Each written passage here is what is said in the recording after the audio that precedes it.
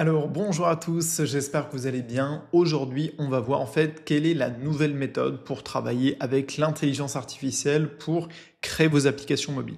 C'est une question qui revient souvent, ça fait partie en fait maintenant de mon travail, c'est de vous enseigner en fait cette méthode-là, puisque plus que jamais en fait il y a besoin de méthode, il y a besoin en fait d'un cadre quand on va développer ces applications ici avec l'intelligence artificielle. Peu importe d'ailleurs l'outil qu'on va utiliser, vous allez le voir, là je vais vous proposer vraiment un cadre avec une méthode qui est la méthode Studio IA, donc qui est à la fois ma formation, mais aussi justement cette méthode de travail que je vais pouvoir vous transmettre pour vous aider en fait à vous aussi développer étape par étape en fait vos propres projets. Vous allez voir, ça ne va pas être complexe, on va rester sur des notions fondamentales, des notions qui sont simples que vous allez pouvoir suivre dès la fin de cette vidéo et en fait commencer à appliquer vraiment le plus simplement possible pour créer des projets, des SaaS, des sites web et évidemment du coup des applications mobiles. Si ça vous intéresse, comme d'habitude, vous avez la possibilité justement de commencer gratuitement la formation Studio IA. Vous avez le lien juste en dessous de la vidéo et tout simplement, ça reprend ces fondations, ce module fondation en fait de la formation que j'ai ajouté très récemment pour en fait en remettre une couche sur la partie méthodologie, fondation technique avant de rentrer justement trop dans la partie technique. Vous avez accès en fait gratuitement à toute cette série de vidéos et donc vous pouvez la commencer gratuitement. Alors, je vais commencer tout simplement ici par vous montrer en fait jusqu'à où est-ce que vous allez pouvoir aller. Ici, en fait, c'est toujours intéressant pour moi de vous montrer les projets sur lesquels je travaille. Là, je suis par exemple à l'étape finale en fait de mon projet. Donc là, c'est une application dans la thématique de la survie. Donc vous allez pouvoir très prochainement pouvoir la tester. Là, je suis sur l'environnement en fait de test d'Apple, donc sur TestFlight. Donc ça, c'est pour vous montrer qu'en fait, on peut aller jusqu'au bout. On peut intégrer des systèmes de paiement, on peut intégrer des fonctionnalités avancées, même si là, le projet, il reste effectivement assez basique. Et là, même en plus, c'est ça qui est vraiment bien avec le vibe coding.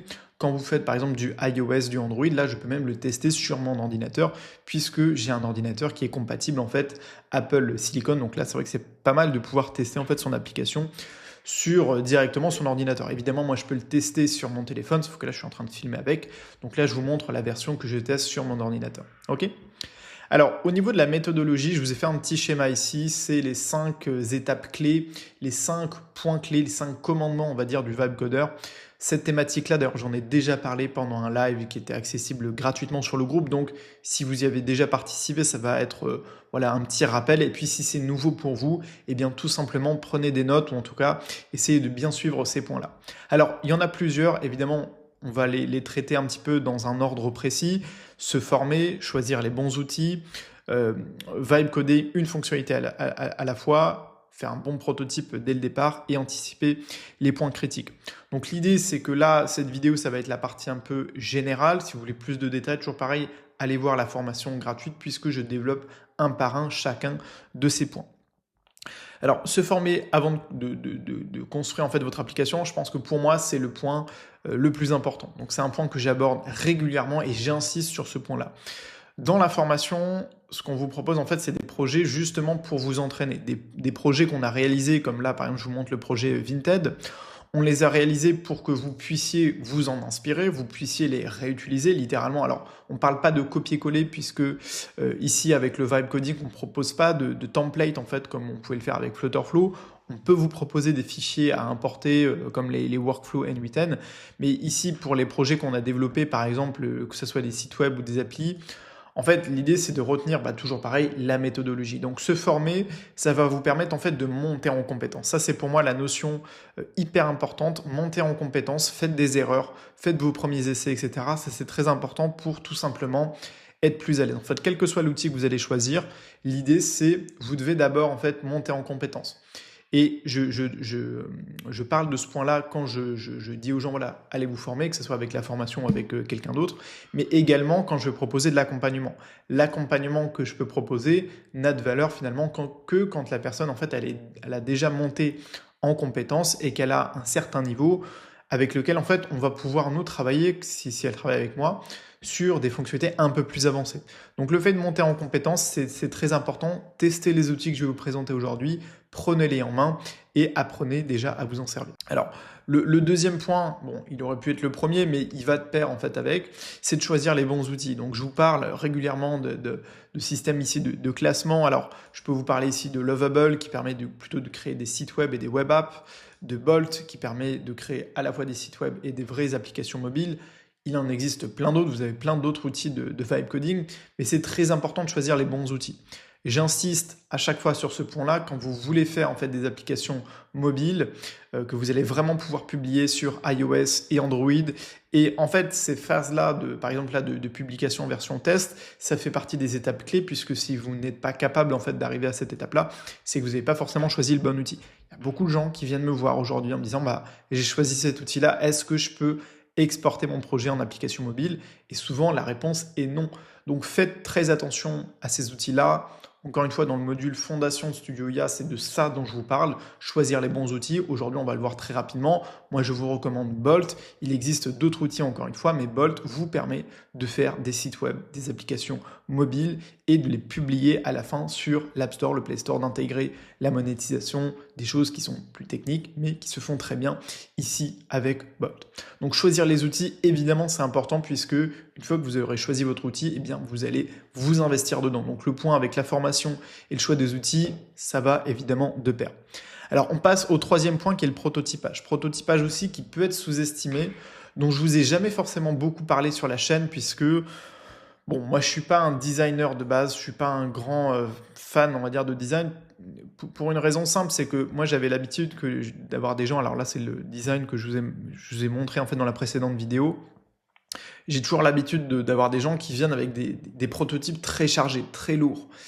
Et ce qui m'embête avec ça, c'est que souvent, moi, j'ai une approche plus progressive où en fait, je vais expliquer aux gens que bon, c'est très bien d'avoir un prototype. Par exemple, là, j'ai cette application-là, c'est très joli. Le design est vraiment bien travaillé, sauf que nous, on veut créer des applications fonctionnelles. Et donc, si je vous montre mon projet à moi, vous allez vous rendre compte qu'il est beaucoup plus simple. C'est une première version, c'est une version qu'on va appeler MVP, donc vraiment pour tester le concept, tester déjà la publication, être présent déjà. Donc, on va pas partir sur des choses qui sont trop complexes. Par contre, aujourd'hui, ce qui change, et Stitch, là, par exemple, Google Stitch ou Figma Make, ce sont des outils qui vous permettent de prototyper ici vos applications avec de l'intelligence artificielle, donc avec du vibe coding. Et ce qui change, en fait, c'est que moi, je vais me servir, en fait, du prototypage pour aller chercher des idées, chercher de l'inspiration. Bref, cette partie prototypage, oui, je vous conseille de la suivre parce que ça va vous permettre en fait de vous poser et de poser le concept aujourd'hui de votre application. Notamment, on en a reparlé dans la précédente vidéo qui était plus orientée business. Aujourd'hui, ce qui compte, c'est se faire une niche, enfin se faire une place en fait dans une niche, dans un marché. Et donc pour ça, il va falloir se différencier. Il va falloir faire mieux que ce que peut proposer éventuellement la concurrence. Et donc le design, eh bien, ça va être un point clé sur lequel vous pouvez prendre un petit peu de temps pour travailler. Et aujourd'hui, honnêtement, avec justement les outils d'IA, on est quand même sur des choses qui vous coûtent pas grand-chose en termes de temps et en termes d'énergie. Juste avec des concepts très simples, vous pouvez avoir des résultats qui sont vraiment super intéressants. On pourra revenir ici sur la partie design et sur différents outils que j'utilise justement pour mettre en avant en fait mes applications. Donc ça, c'est un super outil par exemple dont je vous reparlerai dans une précédente vidéo. Mais bref, le prototypage, très très important. Ici, on arrive au quatrième point qui est le fait de vibe coder une seule fonctionnalité à la fois. Ça, c'est vraiment quelque chose sur lequel j'insiste puisque quand vous allez passer sur des projets qui vont être des projets en conditions réelles, là par exemple, on a travaillé sur le projet Uber Eats, c'est des applications, notamment l'application de Uber, ou plein d'applications ici de la Silicon Valley, sont des applications qui sont extrêmement riches et complexes. Vous prenez moi je trouve que l'application la plus complexe qui existe, c'est l'application Facebook, qui a un nombre de fonctionnalités qui est absolument incroyable. Et donc, ce qu'il faut bien faire, nous, quand on va faire du vibe coding ici, c'est de le faire étape par étape. Donc, ça rejoint ce que je vous disais dans le point précédent par rapport au prototypage. Ne partez pas sur des choses trop complexes. Allez-y étape par étape. Testez fonctionnalité par fonctionnalité. Je vous en parle à chaque fois, tout ça c'est des rappels, mais vous ajoutez le mode premium, eh bien faites en sorte que ce mode premium ou ces fonctionnalités premium, elles soient accessibles partout. Et ensuite, vous pouvez passer à la suite. Ensuite, vous pouvez passer peut-être à un nouvel onglet, à une nouvelle approche, à une nouvelle fonctionnalité. Mais c'est hyper important de le faire étape par étape. Parce que le vibe coding, Le problème, c'est que ça peut être un chemin assez chaotique si on n'y applique pas des règles, si on n'a pas de méthode et si on n'y fixe pas tout simplement un cadre. Donc, ce point-là, il est assez logique, mais si vous voulez éviter de faire des erreurs, travaillez étape par étape, une fonctionnalité à la fois et tout simplement tester en permanence. Le gros avantage pour moi de Ici Bol, c'est que vous pouvez tester votre application sur Expo en permanence en temps réel. Moi, je me sers aussi de TestFlight pour faire des tests ici un peu plus avancés avec les systèmes de paiement, par exemple, intégrés. Mais tester aussi, ça fait partie du point qui en découle, c'est que vous devez être en permanence, vous, en train de tester votre application. Et le cinquième point ici, c'est anticiper les points critiques. Donc je sais que ça c'est aussi un point sur lequel on m'a déjà pas mal interpellé. Donc les points critiques, c'est quoi? C'est le paiement, ça peut être Stripe, ça peut être ici Revenu 4 pour les achats intégrés et la publication. Donc là, je vous ai ouvert l'App Store, mais il y a aussi le Play Store de Google. Ce sont des points qui sont à anticiper et surtout à ne pas sous-estimer, ce qui est pour moi la même chose, mais c'est un point complémentaire. Donc la publication, moi par exemple, là pour le projet, là je vous montre TestFlight, c'est pas encore public sur l'App Store, mais c'est déjà une victoire. Je suis capable de builder mon application, de la construire pour iOS. Alors j'ai qu'un seul appareil Android sous la main, c'est une tablette, donc je vais pas faire les mêmes tests. Moi je me concentre plus sur la version iOS. Pour aussi une raison plutôt pratique, c'est que le marché derrière, il est beaucoup sur iOS, beaucoup plus développé sur iOS et encore plus aux États-Unis, qui est le plus grand marché iOS du monde, hein, je crois, avec la Chine. Mais en termes de revenus sur les apps, on est beaucoup plus sur iOS et au marché américain. Donc, en fait, de ne pas sous-estimer ces points-là, donc le paiement et la publication, par exemple, mais il y a aussi de la sécurité. Hein. Je ne vous ai pas parlé encore aujourd'hui de Supabase pour la partie sécurité.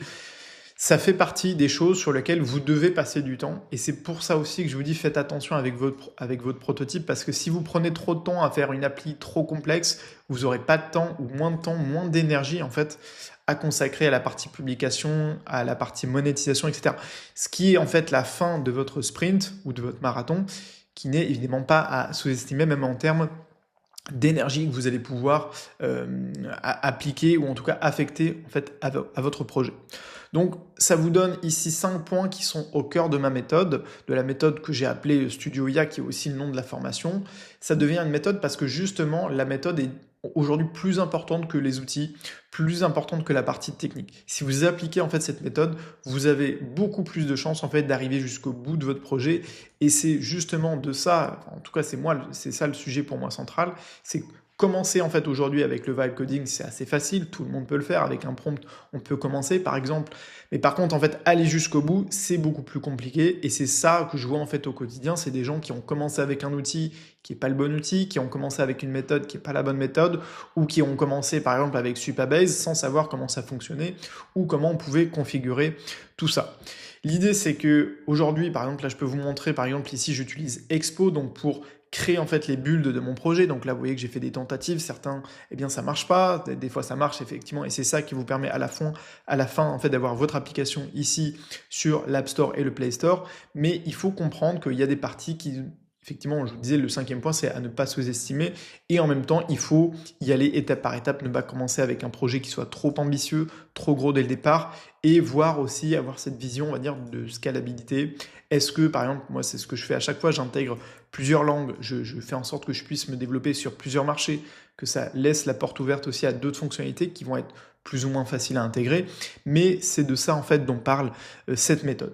Donc voilà, petite vidéo assez simple, assez basique et pourtant très importante pour vous. C'est le cœur en fait de ma méthodologie que j'ai mis en place en fait ces derniers mois en lançant la formation Studio IA. Encore une fois, vous pouvez la commencer gratuitement. Vous recevez en fait tout le premier module justement fondation de la formation et vous avez plus de 7 vidéos disponibles gratuitement.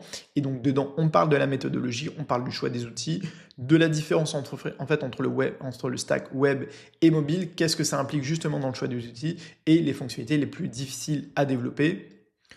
Je vous ai parlé des achats intégrés, de la publication, tout ça, ça en fait partie et ça fait partie en fait des formations qui sont contenues sous forme de bonus en fait également dans Studio IA.